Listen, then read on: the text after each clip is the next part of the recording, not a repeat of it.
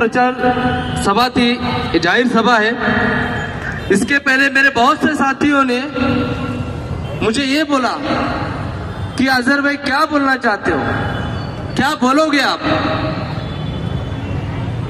मैं बहुत उस वक्त जवाब नहीं दिया, ना मुझे कोई तैयारी करने की जरूरत पड़ी, क्योंकि मैं वो बोलना चाहता हूं, मैं वो आपके सामने रखना चाहता हूं जो मेरी उम्मत के अंदर जो दर्द है वो मैं दर्द बयां करना चाहता हूं। मैं यहाँ भाषण नहीं करना चाहता हूं, मैं आप लोगों के बीच क्यों आया हूं बताना चाहता हूं। इलेक्शन का जब अनाउंसमेंट हुआ उसी वक्त में महाराष्ट्र के उप मुख्यमंत्री देवेंद्र फडणवीस ये बोलते हैं कि इलेक्शन के ताल्लुक से हमारा शंखनाद हुआ है और उनका ऐलान हुआ है। और कल देवेंद्र फडणवीस जी ने बोला, और भी लोग उनके फड़फड़ा रहे हैं, बोल रहे हैं वोट जिहाद चल रहा है, वोट जिहाद। बहुत से जिहाद तुमने देखे, मैं आपको और एक जिहाद याद दिलाना चाहता हूं। जिस जिहाद ने इस मुल्क को आजाद किया 1816 में, हमारे वो उलमा इकराम थे, वही उलमा इकराम थे जिनको आज आप दाढ़ी टोपी देख के जो ना मॉब लिंचिंग कर रहे हो। वही उलमा इकराम थे जिन्होंने 1857 के पहले 1816 में अंग्रेजों के खिलाफ लड़ने का जिहाद का फतवा दिया था। हम वो कौम है, हम वो है जो मुल्क को आजादी दिलाए और मुल्क के लिए हमने जिहाद किया। हम वो लोग नहीं है, हम माफीवरों की औलाद नहीं है, हम सावरकर की औलाद नहीं है जो भीख मांगते मांगते अंग्रेजों के खिलाफ में ना सिर्फ अंग्रेजों से भीख मांगी बल्कि पेंशन पे जीते रहे। आज यही हिंदुत्ववादी आइडियोलॉजी लेके तुम चल रहे हो। हम जो है अनाजी पंथ की औलाद नहीं है जिन्होंने छत्रपति शिवाजी महाराज के साथ में गद्दारी की। हम औलाद है वो शहीद है मिल्लत टीपू सुल्तान रहमतुल्लाह अलैह के। हम औलाद है उस मुल्क के बादशाह के जिसने आजादी, जंग आजादी में वाहिद बादशाह है जो अंग्रेजों के खिलाफ में लड़ते लड़ते शहीद हुए थे। आज तुम हमको स्टेटस रखने से रोकते हो, टीपू सुल्तान उनका स्टेटस रखने से रोकते हो। किसका स्टेटस रखे हम? अंग्रेजों से माफी की भीख मांगने वाले का स्टेटस रखे या फिर पेशवाओं का रखे जिन्होंने इंसान को इंसान नहीं समझा। दलितों की हालत आप लोगों को नहीं मालूम है क्या किया था पेशवाओं ने। किसका स्टेटस रखे हम मर्द मुजाहिद का स्टेटस रखेंगे, टीपू सुल्तान रहमतुल्लाह अलैह का स्टेटस रखेंगे। मैं ये बोलना चाहता हूं, अभी इलेक्शन में जब वोट जिहाद का चल रहा है ना, तो फडणवीस साहब यही जिहाद है। एक समाज, ब्राह्मण समाज ने फतवा निकाला, ब्राह्मण समाज ने भी निकाला, आपने उसको क्या नाम दिया? वो कौन सा जिहाद था? ब्राह्मण ने फतवा निकाला ब्राह्मण समाज ने कि हम सिर्फ भाजपा को सपोर्ट करेंगे। कौन सी भाजपा? आज मुल्क को आपने कहां लेके गए आप? कौन सा हिंदुत्व? मैं जानना चाहता हूं, क्या सिर्फ मुसलमानों से नफरत ही आपका हिंदुत्व है? हिंदुत्व क्या है? हिंदुत्व आप कौन सा आपका हिंदुत्व है? जहां पे गुजरात में आप लोगों ने एक प्रेग्नेंट औरत के बच्चे को त्रिशूल पे लेकर नाचा, यह हिंदुत्व है? या फिर छोटे बच्चे को पानी पीने के ऊपर यति नरसिंहानंद के मठ के अंदर मारा गया? कौन सा हिंदुत्व है आपका? जहां पे यहाँ पे आया था योगी छोटा मिरिंडा, क्या बोला उसने? उसके सभा में बोला गया था, उसके सभा में बोला गया था कि मुस्लिम औरतों को जो है कब्रिस्तान से निकाल के रेप करो। अरे कौन सा हिंदुत्व की बात करते हो? एक औरत के ऊपर मुस्लिम उनके बुनियाद पर तुम रेप करते हो और उसका सत्कार करते हो आरोपियों का। शर्म आती है? यह हिंदू धर्म नहीं है, यह हिंदुत्व नहीं है। यह हिंदू धर्म के ठेकेदार बनने की कोशिश करते हैं। इसका हिंदुओं से कोई रिलेशन नहीं है। हिंदू है वो है जो हजारों सालों से हिंदू और मुस्लिम एक साथ रह रहे। यह हमारे भारत की विविधता में एकता, यह हमारी खुसूसियात है। ये यहाँ की एकता को खत्म करना चाहते हैं। इनका हिंदुत्व सिर्फ और सिर्फ मुसलमानों के नफरत पे टिका है। कोई पूजा अर्चना करता है, कोई मंदिर जाता है, तो वो हिंदुत्व नहीं बनता है, या वो हिंदू नहीं बनाते लोग उसको। हिंदुत्व का लीडर कौन बनता है? जो मुसलमानों को गालियां देते, इस्लाम की बदसलूकी करते। ये हिंदुत्व नहीं है। हिंदू धर्म दूसरे धर्म से नफरत नहीं सिखाता है। तो हमको समझना चाहिए ये कौन लोग हैं, ये नफरत के पुजारी कौन है। और गौर करने की बात है, ये नफरत के पुजारियों के साथ में हाथ किसने मिलाया है? आज हड़पसर मतदार संघ के अंदर बहुत से लोग ये बोल रहे हैं मुस्लिम काहे को चाहिए, क्यों चाहिए, इलेक्शन क्यों लड़ रहे हो। मैं बोलता हूं आपको इलेक्शन क्यों लड़ रहा हूं। जब ट्रेन में जाते हुए चाचा को आपने मारा था ना, या फिर उस बहन को जब आपने बोला ना खाना देने के लिए भूखे बहन को कि जय श्री राम बोलना पड़े, जय श्री राम बोलना होगा, उस वक्त में या जिस वक्त में आप विशालगढ़ की मस्जिद तोड़ रहे थे ना, या आप जब मेरे बहन को हिजाब खींच रहे थे ना, उस वक्त में उसके दिलों में जो दर्द था ना, एक उम्मीद थी कि काश कोई रहेगा जो हमको इस हालात से कभी ना गुजरना पड़े। ये उस वक्त में जिन्होंने जो तड़प रखी थी, या उस वक्त जब मोहसिन को खत्म किया गया, उसको शहीद कर दिया गया, एक निहत्थे बच्चे को इसलिए मारा गया सिर्फ क्योंकि उसके पास दाढ़ी थी, टोपी थी, ईशा की नमाज पढ़ के जा रहा था, सिर्फ मुसलमान होने के बुनियाद पे मारा गया। मैं ये पूछना चाहता हूँ कौन उनकी आवाज बनाया? जब हमारे शरीयत में आपने रोड रास्ते पानी हमको दिए नहीं, लेकिन जब हमारे शरीयत में मुदाखलत हो रही थी तब कांग्रेस ही थी, तब एनसीपी थी, जिन्होंने बिहार के एमपी किशनगंज के असररुल साहब को जानबूझ के वहां पे अपोज करने के लिए जाने नहीं दिया गया। वो आखिरी दम, आखिरी वक्त में अल्लाह उनकी मगफिरत करे, आखिरी वक्त में आंसुओं से रो के बोले उन्होंने, ये कांग्रेस थी जिन्होंने मुझे ट्रिपल तलाक को अपोज नहीं करने दिया। आप कौन सी सेकुलरिज्म की बात करते? आज तुतारी बजाओ, तुतारी बजाओ, कौन सी तुतारी बजा रहे आप? आपको याद नहीं है बाबरी मस्जिद की शहादत के बाद में 92 में जब बॉम्बे में राइट्स हुए थे, मुसलमानों का कत्ले आम हुआ था, नालियों में से पानी का खून बह रहा था, उस वक्त में जो कातिल थे उनको बचाने का काम किसने किया? श्री कृष्ण कमीशन जो थी वो रिपोर्ट किसने छुपाई? यही शरद पवार साहब थे। कुछ लोगों को नहीं मालूम है तो मैं आपको और एक बात बोलता हूँ, इनका सेक्युलरिज्म की चीजें बोलता हूँ, कितने सेक्युलर है लोग। आप बात याद रखिए, आपको ट्रिपल तलाक हो या फिर यूसीसी का कानून आने वाला है, वो कानून हो, इसकी बुनियाद कहाँ है मालूम आपको? पूना शहर में एक छोटी सी ऑर्गेनाइजेशन है मुस्लिम सत्ताशोधक समाज, जिनका काम ये है कि मुसलमानों की शरीयत जो है पुरानी हो चुके, मुसलमानों के कुरान पुराना हो चुका है, नौजुबिल्लाह, ये काम करते हैं। और ये काम करने वाले लोगों ने ट्रिपल तलाक के कानून के लिए सिफारिश की थी, और उस ऑर्गेनाइजेशन को बिल्डिंग देने का काम, फाइनेंस करने का काम पूरा करने वाले शरद पवार साहब, हमीद अलवाइन ग्रुप को, यह शरद पवार साहब। हिंदुस्तान में इजराइल पूरी तरीके से बैन था, कोई जगह नहीं थी। 92 के अंदर शरद पवार साहब जो है वो केंद्रीय कृषि मंत्री थे, एग्रीकल्चर के नाम पे उन्होंने यहाँ पे इजराइल को एंट्री दिलाई। आप लोगों को भूल गए आप लोग कि किस तरीके से बेगुनाह मुसलमानों को जो है इन्होंने जेलों में ठूसा है। आज भी आप लोगों को पता नहीं होगा। उन माओं को याद करो, उन बहनों को याद करो, जिनके हजारों नौजवान, 80,000 से ज्यादा नौजवान जो है आज हमारे जेलों के अंदर है। सबसे ज्यादा बेगुनाह मुसलमान जो है महाराष्ट्र से अरेस्ट हो गए थे। कौन थे वो लोग? कौन था सत्ता में? यही एनसीपी थे सत्ता के अंदर, अरहर पाटिल था सत्ता के अंदर। ख्वाजा यूनुस का केस आप देख लीजिए, कौन डाला हमारे नौजवानों को जेलों में? मालेगांव में ब्लास्ट किसने किया था? शुरुआत में नौजवानों को किसने अंदर डाला? यही एनसीपी थी। फिर भी हम लोग, उसके बावजूद हम लोग जो है महाराष्ट्र के अंदर, बीजेपी नहीं चाहते महाराष्ट्र के अंदर मुसलमान काफी हद तक सेकुलरिज्म का बोझ उठा रहे, प्रॉब्लम नहीं है। प्रॉब्लम कहाँ है मालूम आपको?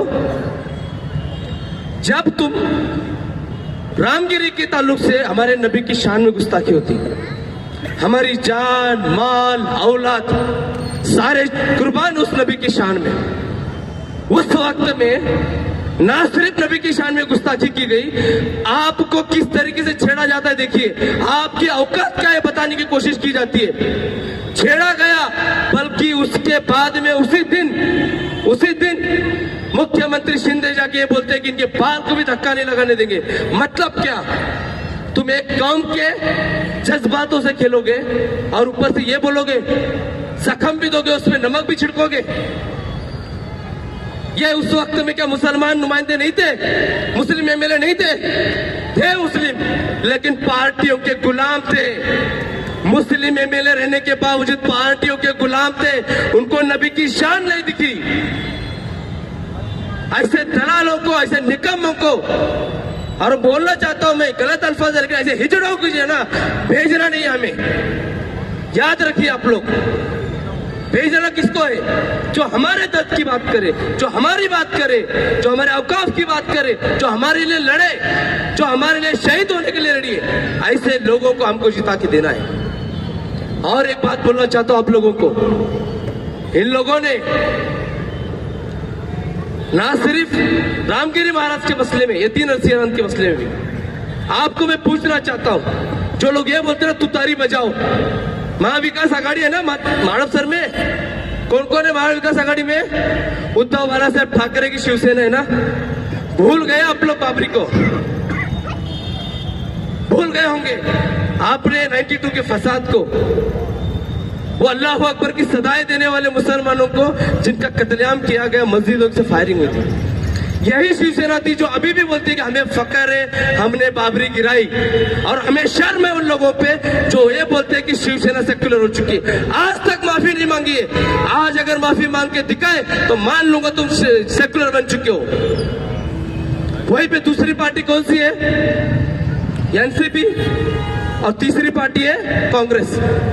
मैं पूछना चाहता हूं, हड़पसर में जगताप कहां जरा दिख रहा है? मुझे बताओ तो सही, कहां जीत रहा है जगताप? हड़पसर में उनको लगा यहाँ पे महादेव बाबर साहब हड़पसर संभाल लेंगे शिवसेना का। अरे वो तुमको लात मार के चले गए। उनको लगा वानौड़ी, बीटी कवड़े रोड या फिर घोरपड़ी गांव, ये जो है वो शिवरकर साहब संभाल लेंगे, एक्स एमएलए है। उन्होंने भी आपका साथ छोड़ दिया। तो काहे को तुम मुसलमानों पे जबरदस्ती सवार हो रहे हो? जब तुम्हारा समाज तुम्हारे साथ नहीं है, तुम्हारे पार्टी है तुम्हारे साथ नहीं, तो मुसलमान क्यों आपको ढाए? जबकि मुसलमानों के यहाँ पे वोटिंग 1,42,000 है और 60,000 में जो है एक कैंडिडेट यहाँ से निकलेगा। क्यों हम उनका बहुत सवार है? कुछ लोग जिनका बिल्डिंग इलीगल है, कंस्ट्रक्शन इलीगल, उन लोगों को ब्लैकमेल किया गया। अगर हमको सपोर्ट नहीं करोगे हम कार्रवाई करेंगे। चंद लोगों को पॉकेट मिला है, बेचारों का 2-4 महीने का गुजारा चल जाता है। चंद लोग पार्टी के अंदर है, वो लोगों के अलावा तुम्हारे पास है कौन? जब यहां से मुस्लिम कैंडिडेट आ सकता है, क्योंकि हमको हमारी नुमाइंदगी चाहिए जो हमारी बात करे। प्रशांत, हारने वाले पे मुसलमानों अपना वोट वेस्ट मत करो। और रहा सवाल घड़ी का, अभी आपको और एक बात बोलता हूं। असल में ये लोग इतने छुपे छुपे खेल खेलते ना, बहुत मुश्किल होता है समझना। पवार साहब आ गए, प्रशांत जगताप साहब ने टिकट कैसे ली? जो कारपोरेशन के पास ऑफिस है एनसीपी का, वो 15 साल के लिए प्रशांत जगताप साहब के नाम पे है।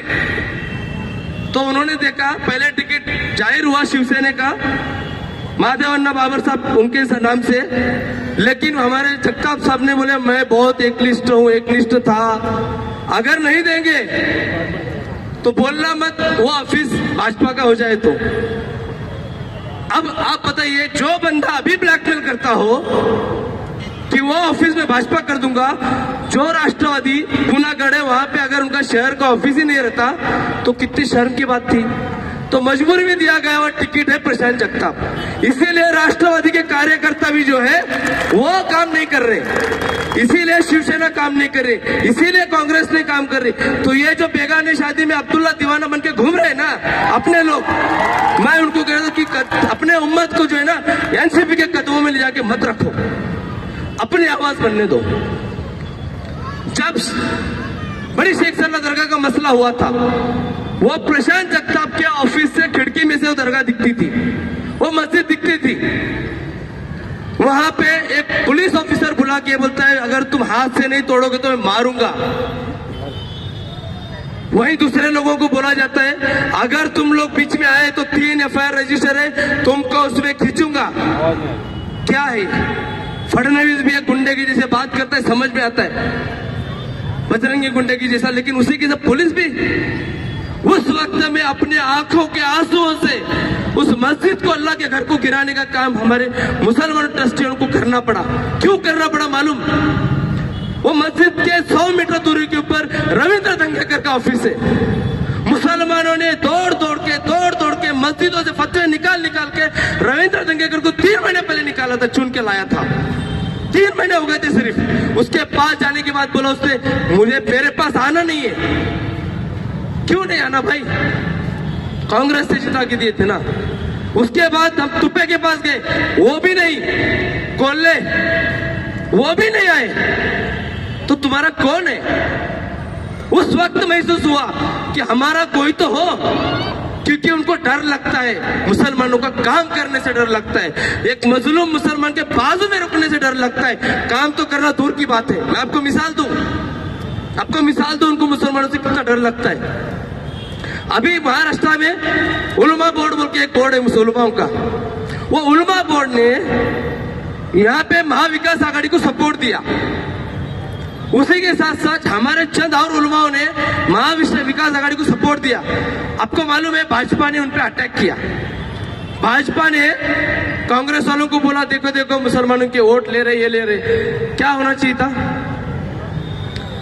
मुसलमानों ने समर्थन देने का इतने डर गए, कांग्रेस, एनसीपी और उद्धव ठाकरे लोग इतने डर गए महाविकास आघाड़ी कि उनको प्रेस कॉन्फ्रेंस लेके बोलना पड़ा कि हमें कोई सपोर्ट की जरूरत नहीं है।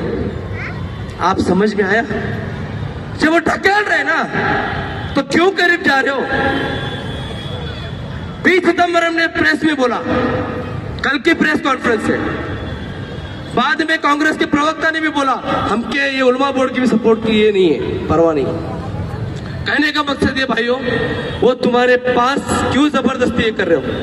ठीक है, हमने ठेका लेके रखा है सेक्युलरिज्म बचाने का, पूरे महाराष्ट्र में हम सेक्युलरिज्म बचा रहे हैं, लेकिन जहां पे वेस्टर्न महाराष्ट्र है, जो पश्चिम महाराष्ट्र है, 2 सीट मुसलमानों के आ सकते, 2 सीट, सोलापुर मध्य और हड़पसर, 1,42,000 वोट है। आप मुझे बताइए, जहां पे 60,000 में जीत सकते हैं, क्या एक मुस्लिम कैंडिडेट जिता नहीं सकते? कुछ लोग जो है हमारे भाइयों ने बताया, बार बार शरद पवार उनसे मीटिंग की, हमको 1 सीट दे दो, मुसलमान को 1 सीट दे दो, हकाल के दिया उन्होंने। आज मैं बोलता हूं प्रशांत जगताप इसलिए इलेक्शन में रुका है ताकि मुसलमानों की नुमाइंदगी ना बढ़े, मुसलमानों के लीडरशिप ना डेवलप हो। उनको मालूम है कि आप जैसे मुस्लिम आ सकता है।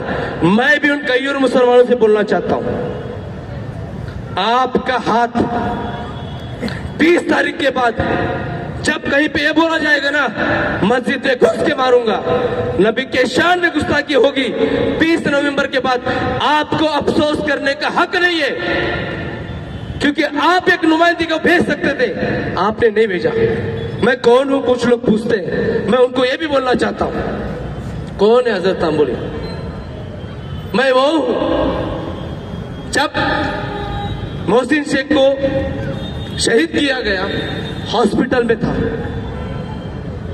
उसके केस लड़ने के लिए ना सिर्फ सरकारी वकील था, दो वकील हमने और एक्स्ट्रा दिए थे।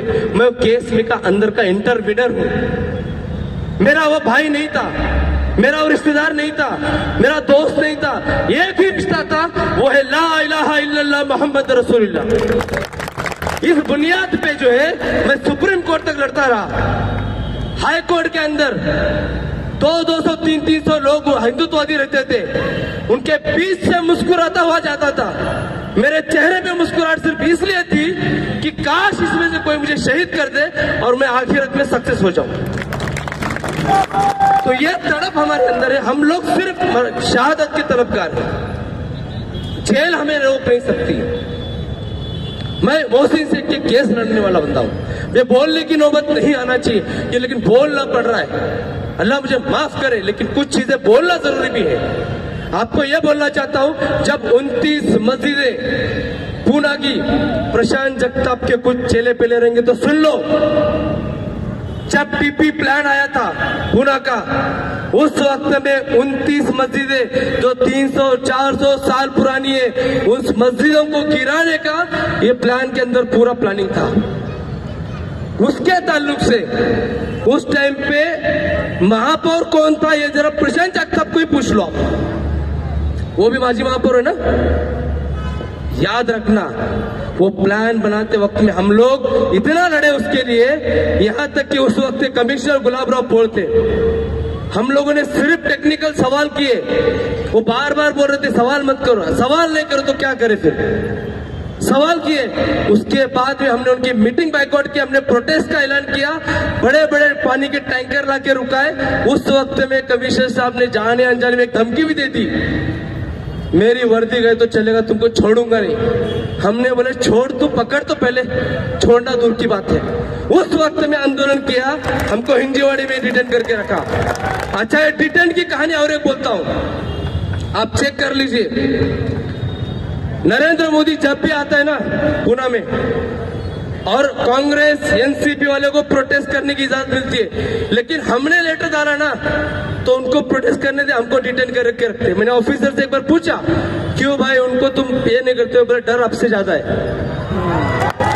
तो डर बरकरार रहना चाहिए। इसी डर के वजह से आज घड़ियाल राष्ट्रवादी जो है ना, यहाँ पे एक भी बीजेपी का झंडा नहीं लेके आ रही। यह डर एसडीपीआई का डर है, यह डर है, यह एसडीपीआई का डर है कि नरेंद्र मोदी का थोपड़ा यहाँ पे नहीं आ रहा है, हैंडबिल के अंदर भी नहीं आ रहा है। यह डर बरकरार रहना चाहिए। यह डर मिटाने का काम, मुसलमानों कम से कम इतना याद रखिए कि जब आपके मसले होते हैं ना, ये लोग आपके पास इसलिए नहीं आते क्योंकि उनको लगता है कि हमारे हिंदू वोटर्स नाराज हो जाएंगे। तो जब ऐसी हालत ही ऐसी है तो ठीक है, फिर हम हमारा आदमी भेज रहे है ना, हमारा आदमी भेज रहे तो उसको पुख्तगी दो। मेरा वही बोलना है कि बहुत सारे लोग आएंगे, बात डेवलपमेंट की भी आएगी। मैं बोलना चाहता हूँ, कुछ लोगों ने ये भी बोला कि सिर्फ मुसलमानों का काम करते हैं क्या तुम? नहीं, मैं आपको बोलना चाहता हूँ, जो भीमा कोरेगांव का फसाद हुआ, मैं ऑन रिकॉर्ड बोल रहा हूँ, चैलेंज देके बोलता हूँ, भीमा कोरेगांव के फसाद में चाहे वो भिड़े हो, कीड़े हो या फिर मिलिंद एक बोटे हो, उनके खिलाफ में सबूत अगर किसी ने जमा करके दिए ना, वो अजहर तांबुली है। तो सिर्फ मुसलमान नहीं, हर मजलूम हमारा है। कल अगर किसी हिंदू को, मराठे को या फिर ब्राह्मण को भी सताएंगे ना, तो सबसे पहले इंशाल्लाह मजलूम है बोल के हम उनके साथ रहेंगे।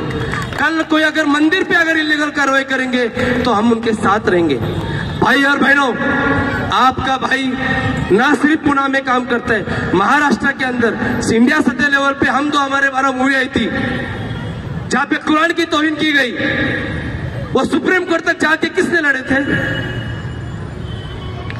मुर्ताज वसीम रिजवी, उसने भी एक फिल्म लाया था राम जन्मभूमि। उस फिल्म को भी बैन लाने वाले कौन था?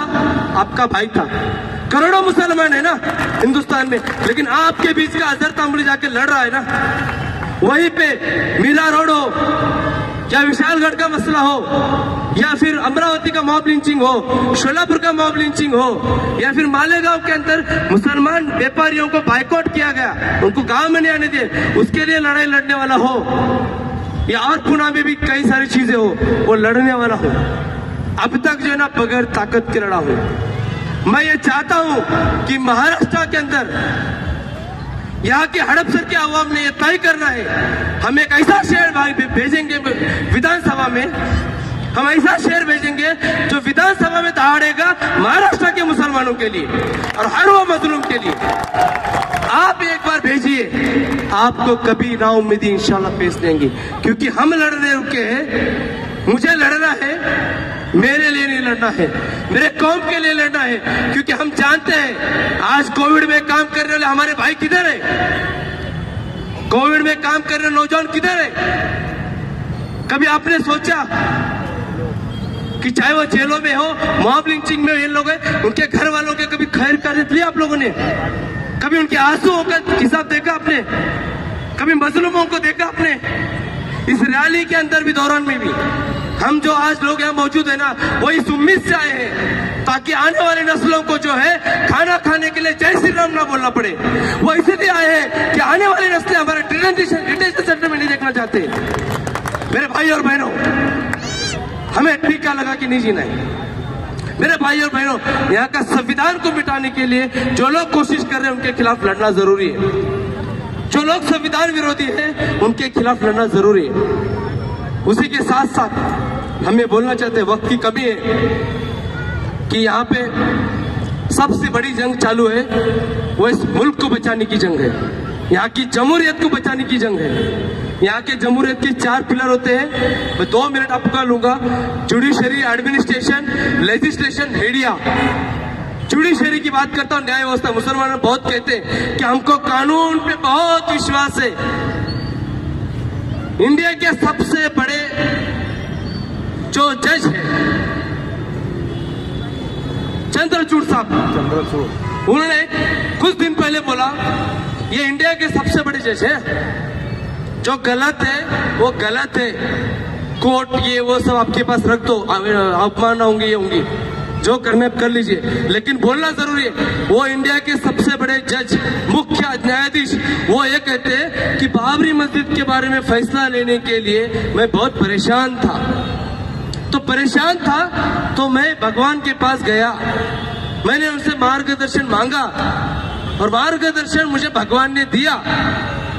अरे भाई साहब, थोड़ा कॉन्स्टिट्यूशन पढ़ लेते, कानून पढ़ लेते तो ज्ञान आता, तुमको मार्गदर्शन होता। ये इस तरीके के लोग जो है ना बैठे हुए हैं जुडिशरी के अंदर, कानून में, उसके बाद में एडमिनिस्ट्रेशन। आज संघ के लोग, आरएसएस के लोग, नारंगी खटमल जो है ना ऑफिसर बन के ऊपर बिठाए गए हैं, कमिश्नर लेवल पे बिठाए गए हैं, आईएएस ऑफिसर बनाया जा रहा है डायरेक्टली विदाउट एग्जाम। मीडिया की तो बात ही नहीं कुछ करना। एक वक्त में प्रोस्टिट्यूशन करने वाले लाख गुना बेहतर है इन मीडिया वालों से। बाकी बहुत सारी बातें करना था। हमारे महाराष्ट्र के सदर साहब यहाँ मौजूद है, कलीम सैयद साहब। मैं एक ही गुजारिश करना चाहता हूँ, मैं आपके लिए आया हूँ, आपके लिए रुका हूँ, उन मजलूमों के लिए रुका हूँ, उन सिसकते हुए आंसुओं के लिए रुका हूँ जो आज भी उनके भाइयों का या उनके वालिदों का इंतजार कर रहे हैं जो जेलों में बंद है। मैं उसके लिए आया हूं जो मजलूम है। हम उन लोगों के लिए आए हैं जो आज भी जो है उनको इसलिए पीटा गया सिर्फ और सिर्फ कि वो मुसलमान है। मैं कुछ चीजें आज बहुत सारे जगह पे मैं आपको, जो लोग तुतारी बजाने आ रहे हैं ना, उनको और एक बात पूछ रहे हैं आप लोग। एनसीपी का, कांग्रेस का, शिवसेना का एक प्रोटेस्ट बता दो, एक प्रोटेस्ट। मेरा चैलेंज है, मैं जिंदगी भर उनकी गुलामी कर दूंगा। एक प्रोटेस्ट बता दो जो बेगुनाह मुसलमानों के लिए निकला हो।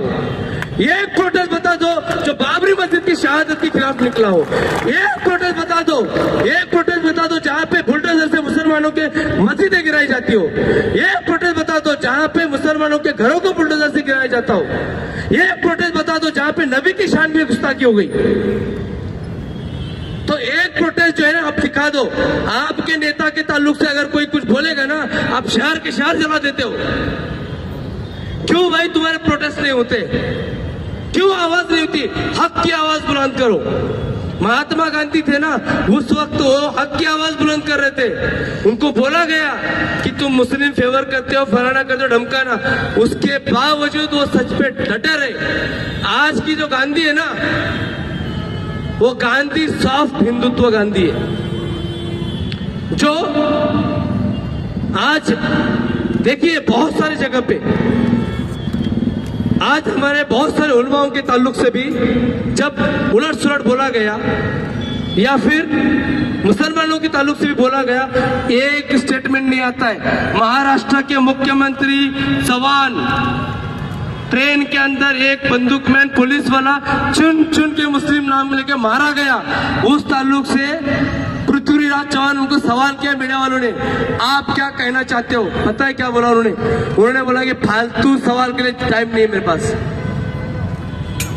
दूसरा मुख्यमंत्री कहाँ है? दूसरा मुख्यमंत्री भाजपा में प्रवेश है। आज बीजेपी के अंदर 40% कांग्रेसी और एनसीपी के लोग हैं। तुपे सेकुलरिज्म के नाम पे चुन के आया। आप गारंटी देंगे कि ये प्रशांत जगताप जाएगा नहीं बीजेपी में? या आपको नहीं मालूम है नरेंद्र मोदी क्या शरद पवार सबके क्या दोस्ती है? क्यों हम लोग, हमारे माथे पे कुछ लिखा है क्या? भाइयों, आने वाली नस्लों के जवाब ये करना पड़ेगा, आपको देना पड़ेगा। एक मजलूमों की आवाज को जिताने के लिए आप हमें वोट करना है। आप लोगों के लोग आने के बाद काम करेंगे, इस तरह के वादा करते हैं, मैं पहले से हम लोग करते आए हैं। तो आपसे गुजारिश है कि हर वो मजलूम की आवाज हमको विधानसभा में भेजना है। इसके लिए हमको एसडीपीआई को जिताना है। आप लोगों के चीजों में बीच में आप लोगों ने बहुत टाइम दिया है और वक्त भी हो रहा है। मैं शुक्रगुजार हूं उन माओ और बहनों का, खास करके जो छोटे छोटे बच्चों को लेकर यहाँ पे आए हैं और 2-3 घंटे जो बैठे हैं ना, ये पेड़ के वे लोग नहीं बैठ सकते। मैं विरोधियों को भी बोलता हूं, हमारे रैली में जाने वाले नौजवानों के आंखों में देखो, हमारे रैली में जाने वाले बहनों के आंखों में देखो, वो क्या जुनून है, वो कौन सी तड़प है जो उनको अपने घरों से निकलकर खींचकर 5-5, 7-7 किलोमीटर तक रैली कर रहे हैं बगैर 1 रुपए के। और उन रैलियों को भी देखना जो खरीद के लाए हुए हैं, कुंडे हैं, मवाली हैं। कम से कम हमारे साथ आने वाले लोगों के आंखों को तो देखो, उनके तड़प को तो देखो, वो किस उम्मीद से आए। आपने बहुत वक्त दिया, आप लोग यहाँ पे आए, मैं आप लोगों का शुक्रगुजार हूँ और मैं आप लोगों की आवाज बन के जाना चाहता हूँ। महाराष्ट्र के मजलूम मुसलमानों की आवाज बन के जाना चाहता हूँ। महाराष्ट्र के मजलूम दलितों की आवाज बन के जाना चाहता हूँ। महाराष्ट्र के हर वो मजलूम जो आदिवासी है, एक गरीब है, जो झोपड़पट्टी में रहता है,